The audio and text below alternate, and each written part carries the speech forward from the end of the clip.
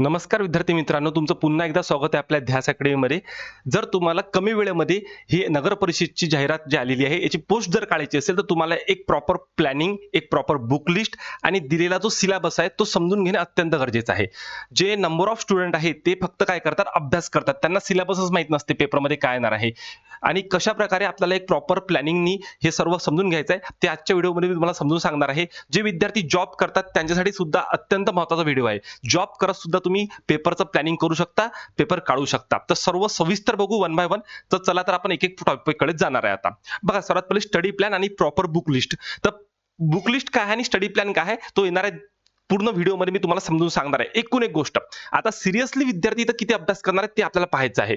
तर त्यासाठी सर्वात पहिले जागा किती आहे आणि त्याचं सविस्तर क्वालिफिकेशन काय आहे. बऱ्याच जणांना डिप्लोमा मेकॅनिकल चालते का किंवा मेकॅनिकल इंजिनिअरिंग चालते का, की दोघांपैकी दोन्ही चालते, ते सविस्तर पहिले समजून घेऊ. बरेच स्टुडंट त्यासाठी वेट करतात की कशा प्रकारची एक्झाम होणार आहे, त्यामध्ये सिलेबसमध्ये पेपर किती होणार आहे, अभ्यासक्रम काय आहे, ते सर्व पहिले जाणून घेऊ. जसं बघा, सर्वात पहिले ही आपल्यासमोर जाहिरात आलेली होती. ठीक आहे. या जाहिरातीमध्ये बघा, जस्ट सिंपल. आता आपण यामध्ये मेकॅनिकलची एक्झामसाठी जे पोरं अभ्यास करतात त्यासाठीचा सिलेबस बघणार आहे. तर तो तुम्हाला मी फक्त दाखवून देतो. बघा, इथे 4 नंबरमध्ये तो दिसणार तुम्हाला, 4 नंबरमध्ये.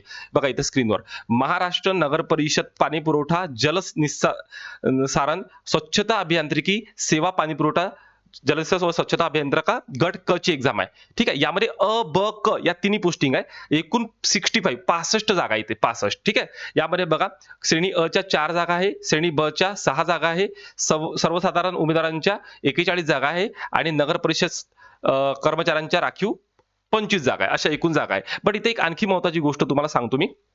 ते कुठली बघा, तर हे जे टिप दिली आहे यामध्ये दिलं आहे, महाराष्ट्र नगर परिषद राज्यसेवा प्रवेश नियमातील तरतुदीनुसार नगर परिषद कर्मचाऱ्यांमधून भरायच्या 25% पदसंख्ये एवढे पात्र उमेदवार उपलब्ध न झाल्यास रिक्त राहिलेले पद भारतातील इतर खुल्या पात्र ठेवून भरण्यात येईल. म्हणजे समजून घ्या, हे जे 14 ज्या जागा आहेत त्या जर भरल्या नाही गेल्या, कारण की त्या नगर परिषदच्या कर्मचाऱ्यांमधून भरल्या जाणार होत्या 25%, ह्या भरल्या नाही गेल्या, तर या खुल्या वर्गात चालला जाईल आणि खुल्या वर्गात म्हणजे 65 मध्ये त्या पकडल्या जाईल. तर एवढ्या जागा आहे. आता बघा, यामध्ये बरेच जणांना सिलेबस माहीतच नाहीये, बरेच जणांना ऍड आली हे सुद्धा माहित नाहीये. प्रॉपर प्लॅनिंग तर सोडूनच द्या आणि बरेच जण फक्त नावासाठी फॉर्म भरतात आणि अभ्यासही करत नाही. तर तसं आपल्याला करायचं नाही. एकूण एक गोष्ट व्यवस्थित समजून घ्यायचं आहे. तर टोटल पोस्ट झाली. आता पुढे बघायचं आपल्याला काय काय आहे यामध्ये. तर एकूण एक गोष्ट मी तुम्हाला सांगत आहे. बघा आता, तर हे जे एक्झाम डेट आहे ते इम्पॉर्टंट डेट समजून घेऊ आधी आणि मी तुम्हाला शेवटी सर्व प्लॅनिंग काढून देतो. कुठल्या सिलेबसमध्ये काय काय करायचं आहे, कुठल्या सब्जेक्टमध्ये काय आहे, इंग्लिशमध्ये काय वाचायचं आहे, मराठीमध्ये काय वाचायचं आहे, कुठले टॉपिक व्यवस्थित आहे, बुक लिस्ट वगैरे घेऊ. पण त्याआधी बघा, थोडंसं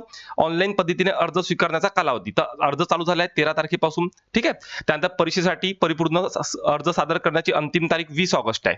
ठीक आहे. म्हणजे आता 13 जुलैपासून तर 20 ऑगस्ट पर्यंत फॉर्म भरू शकता. त्यानंतर बघा, शुल्क भरण्याची तारीख 13 ते वाढून 20 ऑगस्ट पर्यंत तुमची शुल्क भरण्याची तारीख आहे आणि इथं प्रवेश पत्रिका उपलब्ध दिन ह्या जे वेबसाईट दिलेली आहे या वेबसाईटला. ठीक आहे. ऑनलाईन परीक्षेचे दिनांक संकेतस्थळावर उपलब्ध करून देण्यात येईल. त्याची तारीख अजून आलेली नाही. म्हणजे आता एक्झाम भरून चालू आहे, म्हणजे 20 ऑगस्ट पर्यंत तुमचं एक्झाम भरायची डेट आहे. तुम्ही फॉर्म भरू शकता आणि फॉर्म भरल्यानंतर तिथून 2 महिने पकडायचे आहे, कारण की प्रोसिजरला तेवढा वेळ लागतो. त्यानंतर बघा काय आहे समोरचा. ओके. बघा आता, तर इथे बघा, आपल्याला सिलेबस दिलाय. नंबर ऑफ स्टुडंटला असं वाटत आहे की डिप्लोमा वाले पण फॉर्म भरू शकतात किंवा मेकॅनिकल भरू शकतात. तर ती क्लॅरिटी पहिले करून घेऊ, कारण की फॉर्म कोण भरू शकतो.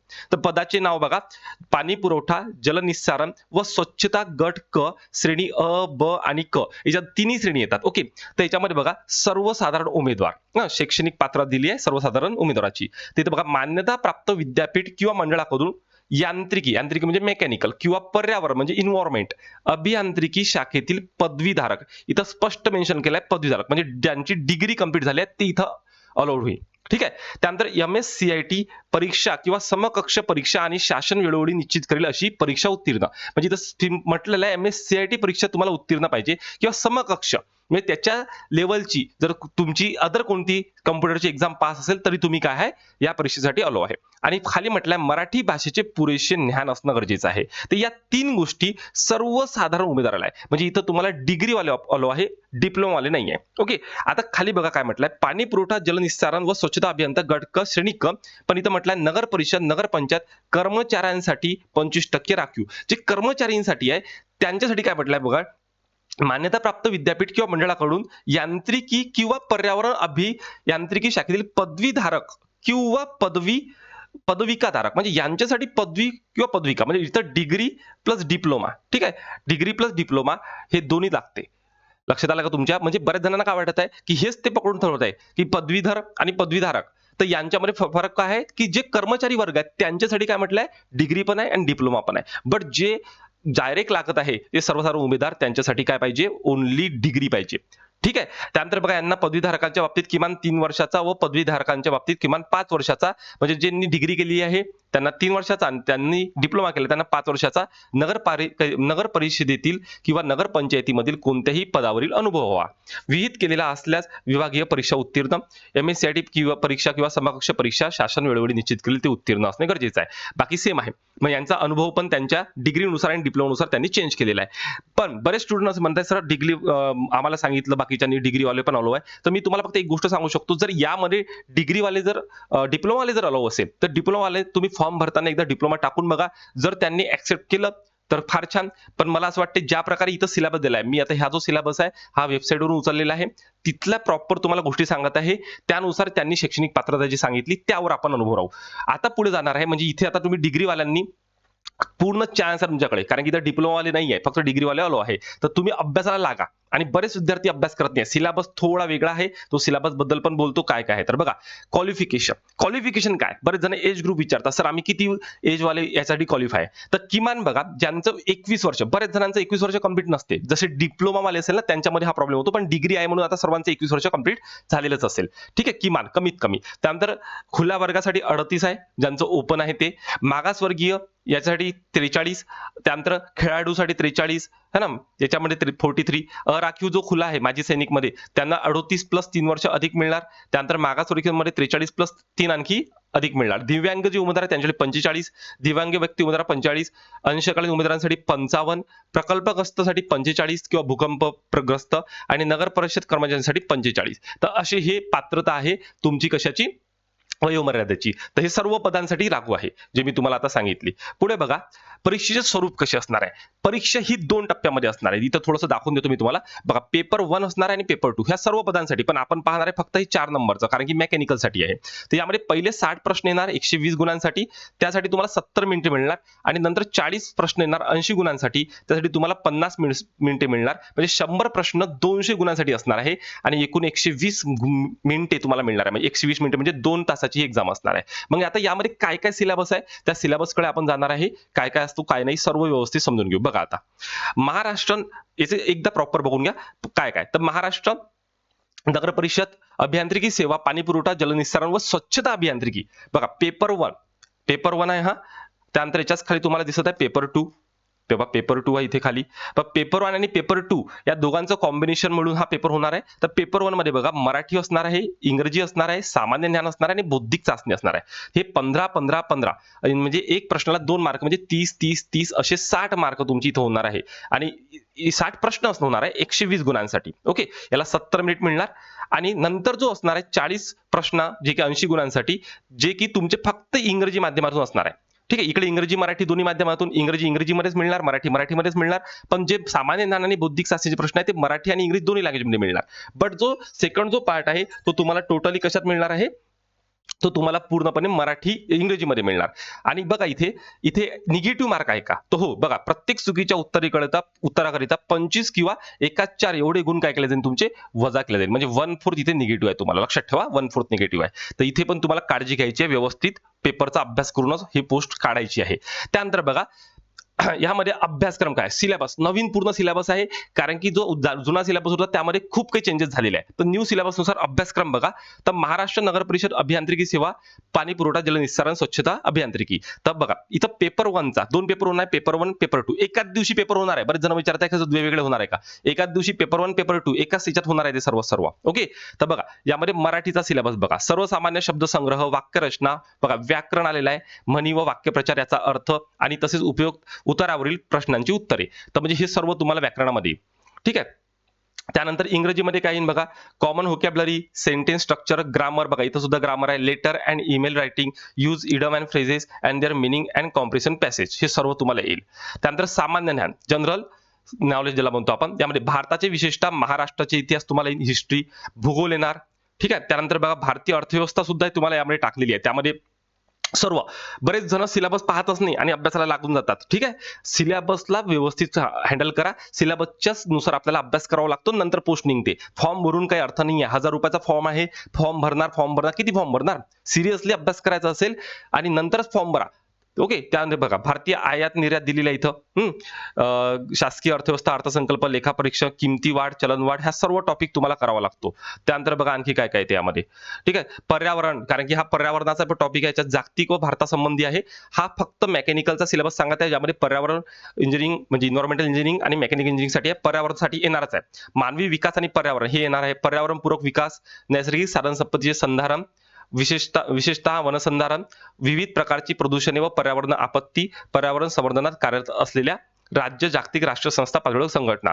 तर हे सर्व असणार आहे आणि हाच सिलेबस तुम्हाला पर्यावरणात झेडपी मध्ये पण पाहायला मिळतो, टेक्निकलच्या याच्यामध्ये पाहायला मिळतो. ठीक आहे.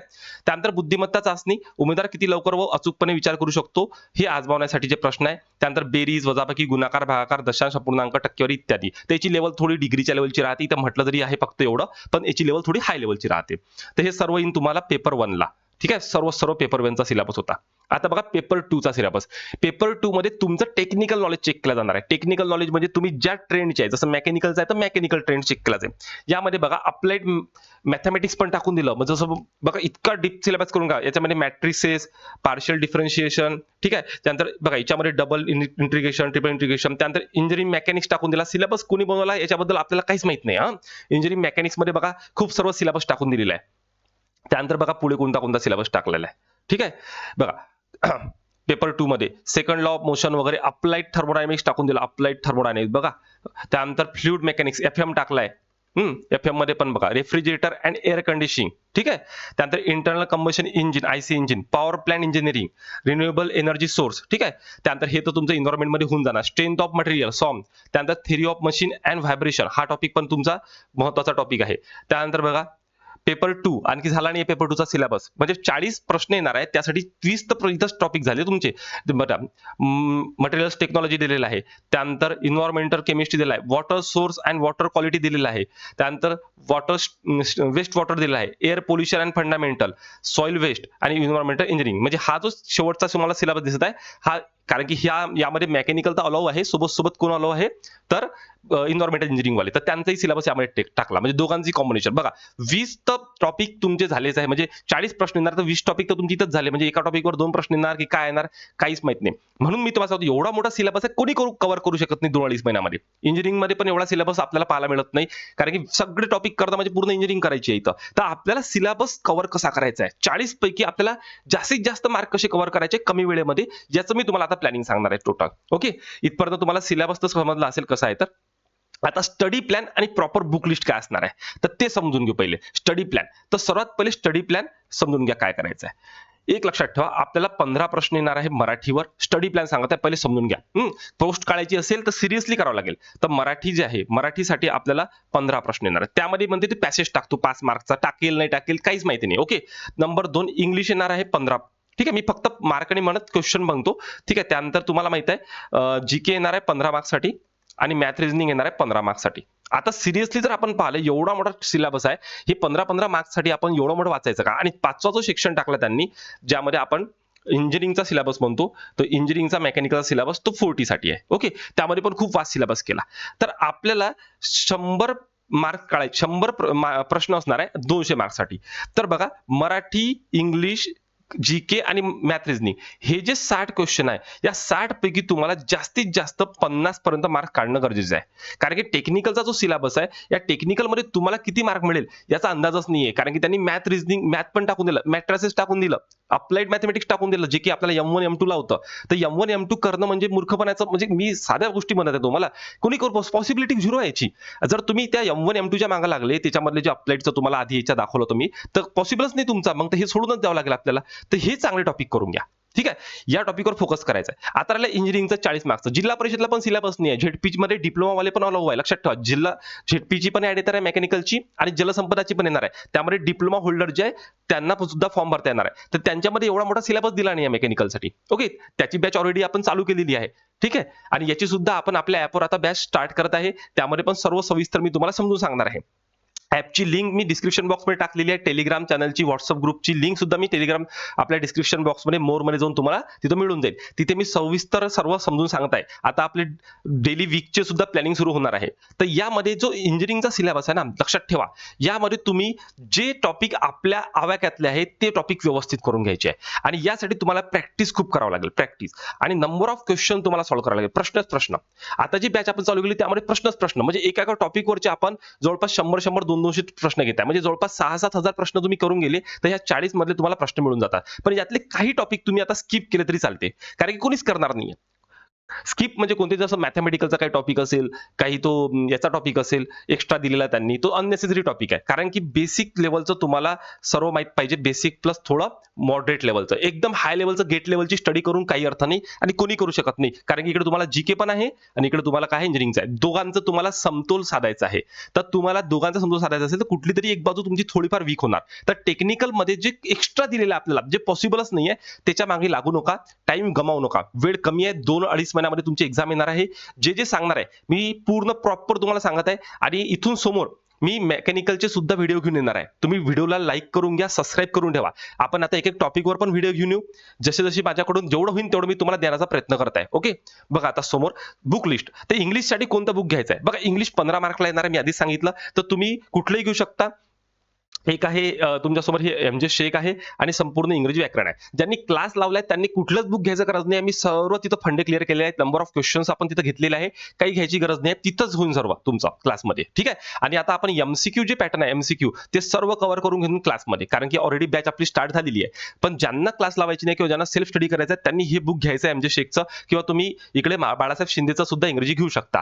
पण प्रॉपर वाचावं लागेल, रिडिंग करावं लागेल. ठीक आहे. टीसीएस आयबीपीएस पॅटर्न हे काही नसते बाबांनो. ठीक आहे. बघा तुम्हाला इंग्लिशचे मी टॉपिक देऊन देतो, कुठले कुठले करायचे. हे टॉपिक पहिले चांगल्या प्रकारे करून घ्या. कुठले कुठले टॉपिक आहे बघा. आर्टिकल नावाचा topic, article, tense, active voice, passive voice, direct speech, preposition, spot the error sentence, fill in the blanks, comprehension, parajumble, idiom, proverbs, phrases, one word substitution, synonym, antonym आणि करेक्ट स्पेलिंग. तर हे 14 topic झाले. 15 प्रश्न येणार आहे. 15चे 15 प्रश्न या टॉपिकवरून येणार आहे. हे टॉपिक आपण पूर्ण क्लासमध्ये कव्हर केलेले आहे. ठीक आहे. जवळपास यातला 30 ते 40% सिलेबस आता कव्हर झालेला आहे. सर्व रेकॉर्डेड फॉर्म मध्ये पण आहे, लाईव्ह मध्ये पण आपण येतो. आणि ज्यांना अजून पण कमी वेळेत अभ्यास करायचे त्यांनी हेच 14 टॉपिक करायचे. 14 टॉपिक हे, याच्यापेक्षा बाहेर करूच नका, कारण की गेलेही बाहेर तर चान्सेस खूप कमी आहे येण्याचे. ओके, एक्झाम मधला 1-2 प्रश्न गेले तर तुम्ही ते टॅकल करू शकता. त्यानंतर जे मराठीचा सिलेबस आहे तो कोणता करायचा बघा. मराठीमध्ये 2 पुस्तकं तुमच्या समोर इथं दिसत आहे. जे पहिलं पुस्तक आहे ते आहे बाळासाहेब शिंदेचं. ठीक आहे. आणि दुसरं जे पुस्तक दिसत आहे ते आहे वाळंबे सरांचं. दोन्ही पुस्तक बेस्ट आहे, पण ह्या थोडा ग्रंथ टाईप पुस्तक आहे. याच्यामध्ये तुम्हाला समजून जाणार कसा अभ्यास करायचा, काय करायचा आहे, त्याच्यामध्ये क्वेश्चन पण मिळून जाते. तर हे पुस्तक घेऊ शकते. बरेच व्हिडिओ मी मराठीचे आपल्या युट्यूब चॅनलला टाकलेले आहेत, ते बघून घ्या बेसिकचे. बघा मराठीमध्ये पण आपल्याला पीएचडी थोडी ना करायची आहे. बरेच जण खूप डीप मध्ये चालले. आपल्याला जे पेपरला येते त्याचा अभ्यास करायचा आहे. पीएचडी करत बसू नका. एक प्रॉपर द्या. याचे पण मी तुम्हाला एक पूर्ण काढून देतो कुठले कुठले करायचे आहे. पण मराठीमध्ये तुमचं बेसिक खूप महत्वाचं आहे. बेसिक. तर बेसिक जर तुमचं पक्क नसेल ना, जर तुम्हाला स्वर पाठच नसेल, व्यंजने पाठ नसेल, तर तुम्ही पुढे जाऊन नाही शकत. तर बेसिक चांगलं करून घ्या. त्यानंतर काही व्हिडिओ मी बेसिकचे टाकलेले आहे युट्यूबला, आपल्या ऍपवर टाकलेले आहेत. ते फ्रीमध्ये आहे, ते बघून घ्या, जेणेकरून तुमचा एक थोडीशी आयडिया येऊन जाईल कशा प्रकारे असतो. आणि मराठी सोपी आहे. मेकॅनिकलची स्टुडंट आहे, मी समजू शकतो. मराठीपासून आपल्याला दूरपर्यंत संबंध नसतो, तर सर्व होऊन जाईल. मराठी एकदा जर तुम्ही करायला लागले तर 1-1.5 महिन्यामध्ये मराठी तुमचा कंप्लीट होऊन जातो. आउट मार्क मिळतात. 15 आउट ऑफ 15 मार्क तुम्हाला मराठी मिळतात, जे इंग्लिशमध्ये मिळत नाही. जरी तुमचं मेकॅनिकल आहे तुम्हाला असं वाटत असेल इंग्लिश आपलं बेटर आहे, तरी मिळणार नाही. ओके, मराठीमध्ये मिळतंय. तर मराठीमधले मार्क्स जाऊ नका देऊ, प्रॉपर करा. जे एक गोष्ट सांगतो ते सर्व तुम्हाला मी सांगणार आहे. ओके, चला तर आता नेक्स्ट टॉपिक कडे जाऊ. बघा बुक मराठी सॉरी, हे मराठीचं नाही आहे, इथे हे मॅथ आणि रिझनिंगचं आहे. तर मॅथ आणि रिझनिंगसाठी बघा याच्यामध्ये पण 15 प्रश्न येणार आहे. तर इथं कन्सेप्ट महत्वाचे आहे. कन्सेप्ट बरेच जणांना असं वाटतं की बुक्स मधून केलं तर बघा, मी क्लासमध्ये 10 वेळा सांगितलेलं आहे तुम्हाला, कन्सेप्ट महत्वाचे आहे. कुठलेही बुक घ्या भारतातलं, आपल्या बॅच मधले कन्सेप्ट वापरा. कन्सेप्ट झाले असेल तर तुम्ही फास्ट ट्रॅक घेऊ शकता. हे समग्र बुद्धिमत्ता चाचणी घेऊ शकता. दोन्ही याचं कॉम्बिनेशन घेतल्यानंतर तुमचं मॅथ रिझनिंग कम्प्लीट होऊन जाईल. ओके, तर याच्यावरचे पण बेसिक लेवलचे आणि कन्सेप्ट, पर्सेंटेज झालं, ऍव्हरेज झालं, रेशिओ प्रपोर्शन झालं, हे सर्व टॉपिक जे आहे ते पेपरसाठी महत्वाचे आहे. तर ते सर्व तुम्ही करून घ्यायचे. आणि ऍज अ मेकॅनिकल स्टुडंट मला असं वाटतं की तुम्हाला यायला पाहिजे, पण आपण काय करतो, कॅल्सीचा यूज करतो. ज्यांनी जास्त कॅल्सीचा यूज केला असेल त्यांच्या इंजिनिअरिंगमध्ये, त्यांच्यासाठी अवघड आहे, त्यांना प्रॅक्टिस करावीच लागेल. तसं जमणार नाही.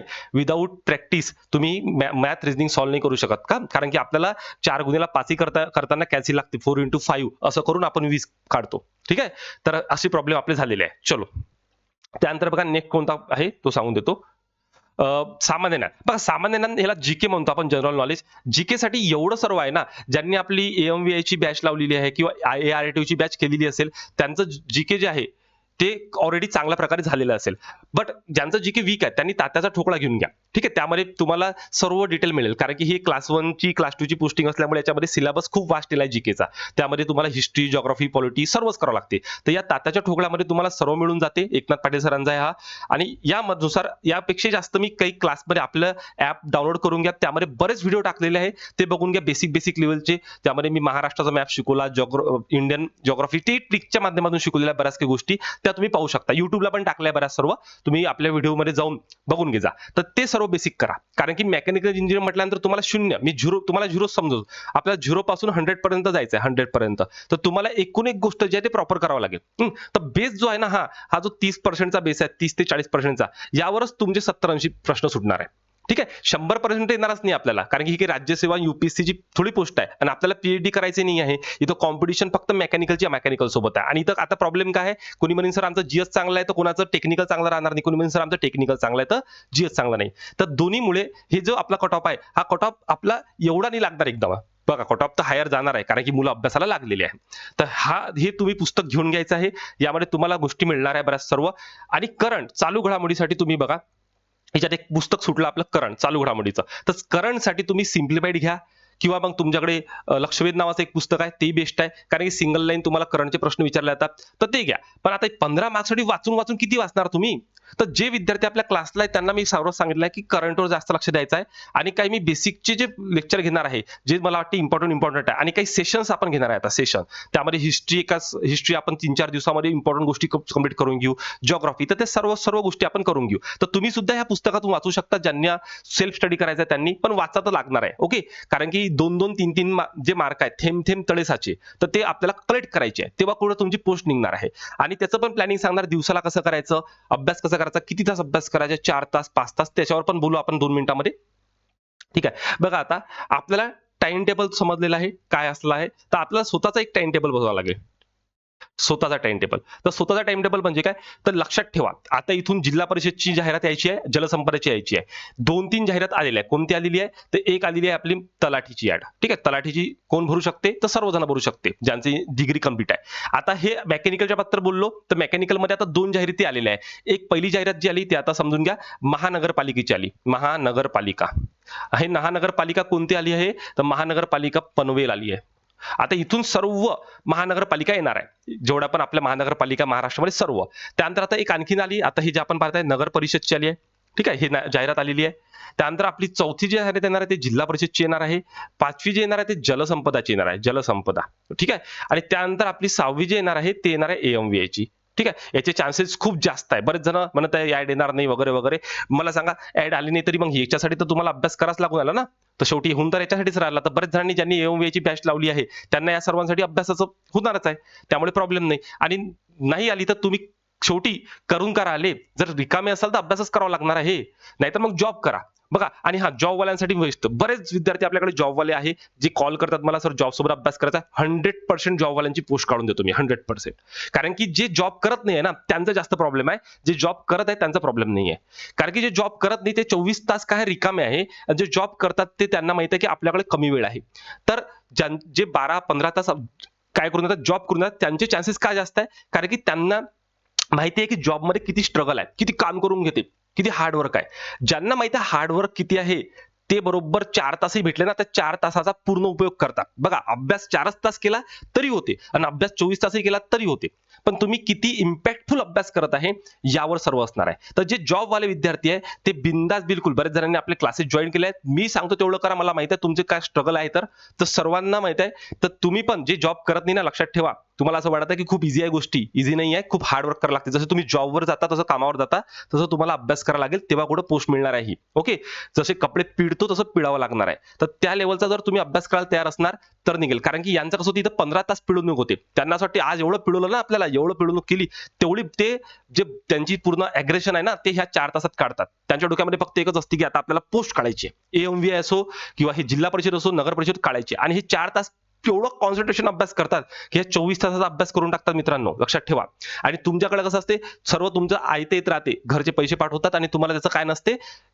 म्हणू शकतो मी, बरेच सर्वांसाठी लागू नाही पडणार, काही जण सिरियसली करत आहे, पण तरी मी तुम्हाला बोलत आहे. तर तुम्ही जर म्हणत असाल, की सर आम्हाला स्वतः आहे, मी हे करतो, ते करतो, तर नाही. अभ्यास हा 12 तास करा, 18 तास करा, की 4 तास करा. तुम्ही किती चांगल्या प्रकारे करत आहे, हे लक्षात ठेवा. जर तुमच्याकडे वेळ असेल प्रॉपर, तर 12 तास समजा तुम्ही अभ्यासच करत असेल, तर 12 ते 14 तास अभ्यास करा छान. त्याचे एक टाइम टेबल बनवा. ठीक आहे. त्यामध्ये तुमचे जे सब्जेक्ट आहे मराठी, इंग्लिश, मॅथेमॅटिक्स, जीके हे वेगळे लावा. मेकॅनिकलसाठी वेगळा 2 तास टाईम द्या. ओके. कारण की हे लोकं जे 4 तास अभ्यास करतात, हे एवढ्या इम्पॅक्टफुल करतात, की यांचं सर्व होते. आताच आपला एक रिझल्ट सुद्धा आला आहे. त्यामध्ये पण जॉब करणारा विद्यार्थी लागलेला आहे. कारण की त्यांना माहिती आहे, की काय स्ट्रगल आहे. किती हे करावं लागते. तर एक-एक टॉपिकला अभ्यास करा आणि इथे जे जॉब करणारे विद्यार्थी आहेत, त्यांनी शनिवार, रविवारला तुम्हाला सुट्टी राहते. त्या दिवशी बिलकुल भिडायचं आहे. त्या दिवशी पूर्ण कव्हर अप करायचं आहे. Number of question, test series must आहे. आपण ॲपवर सुद्धा टेस्ट सीरीज आहे. टेस्ट सीरीज जॉइन करायची आहे. जर काही झालं नाही, तुम्हाला बॅच लावायची नसेल, पण टेस्ट सीरीज सोडू नका. टेस्ट सीरीज सर्वांनी लावा. मी सर्वांना प्रिफर करेल. तुम्हाला ज्या अकॅडमीची वाटेल, माझ्या नसेल वाटत, दुसऱ्या कुठल्याही लावा. पण टेस्ट सीरीज सर्वांनी जॉइन करायची आहे. टेस्ट सीरीज शिवाय तुम्हाला एक्झामचा पॅटर्नच कळणार नाही. आता मोस्टली टेस्ट सीरीजमध्ये मेकॅनिकलचा सिलेबसवाली टेस्ट सीरीज आपण लवकरच लॉन्च करणार आहे. पण तुम्हाला आता मराठी, इंग्लिश, मॅथ, रिझनिंग, जीकेची टेस्ट सीरीज मिळणार. ते जॉइन करून घ्या. कारण की कुठलीही टेस्ट सीरीज लावली त्याचा फायदा होणारच आहे. तर ही 4 सेक्शनवाली टेस्ट सीरीज आपली ऑलरेडी आपल्या ॲपवर आपण टाकलेली आहे.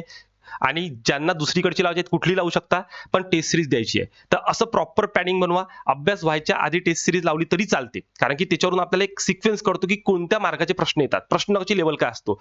टीसीएस आणि आयबीपीएस असं कुठलंच पॅटर्न नसते. हे फक्त युट्यूबरचं पॅटर्न्स आहे. मी एक युट्यूबर आहे म्हणून सरळ तुम्हाला सत्यवाणी सांगत आहे.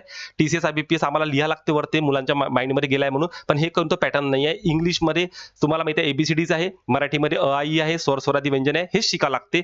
इंग्लिश के टीसीएसचं काही वेगळ्या लेवलचं नसणार आहे. आयबीपीएसचं वेगळ्या लेवलचं नसणार आहे. मराठी, इंग्लिश सर्व आपल्याला त्याच लेवलचं शिकवायचं आहे. फक्त प्रश्नाचं जे स्वरूप आहे त्यामध्ये थोडासा बदल होऊ शकतो. तेवढा फक्त आपल्याला चेंज करायचा आहे. बाकी सर्व अभ्यासक्रम आपलाच आहे. ओके. तर सर्वांना समजलं असेल मला काय सांगायचं आहे. तर अशा प्रकारे तुम्हाला एक प्रॉपर प्लॅनिंग बनवायचं आहे. येणारी नगर परिषदची एक्झाम असो, जिल्हा परिषदची एक्झाम असो किंवा जेवढ्या सुद्धा एक्झाम आहे त्या तुम्हाला क्रॅक करायचं असेल, तर तुम्हाला व्हिडिओला लाईक करून घ्या, शेअर करून घ्या. याच्यावर मी नंबर ऑफ व्हिडिओज टाकणार आहे आता. मेकॅनिकलचे सुद्धा टाकणार आहे आणि सोबत आपले इतर मराठी, इंग्लिश वगैरे ते पण टाकणार आहे. तर चला तर भेटूया नेक्स्ट व्हिडिओमध्ये. धन्यवाद.